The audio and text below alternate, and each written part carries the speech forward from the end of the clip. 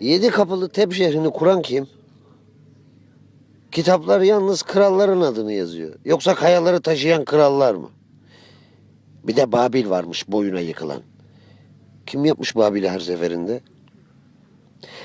Yapı işçileri hangi evinde oturmuşlar altınlar içinde yüzen limanın?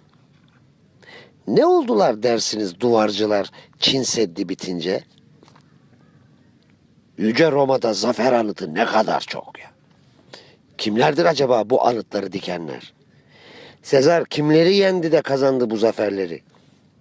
Yok muydu saraylardan başka oturulacak yer, dillere destan olmuş koca Bizans'ta? Atlantik'te, o masallar ülkesinde bile boğulurken insanlar uyuyan denizde bir gece yarısı bağırıp imdat istedilerdi kölelerinden. Hindistan'ı nasıl aldıydı tüysüz İskender? Tek başına mı aldıydı orayı? Nasıl yendiydi Galyalıları Sezar? Bir aşçı olsun yok muydu yanında? İspanyalı Filip ağladı derler batınca tekmil filosu. Ondan başkası ağlamadı mı? 7 yıl savaşını 2. Frederick kazanmış. Yok muydu ondan başka kazanan? Kitapların her sayfasında bir zafer yazılı. Ama pişiren kim zafer aşını?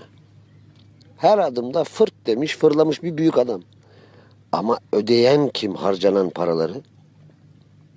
Hı? İşte bir sürü olay sana ve bir sürü soru.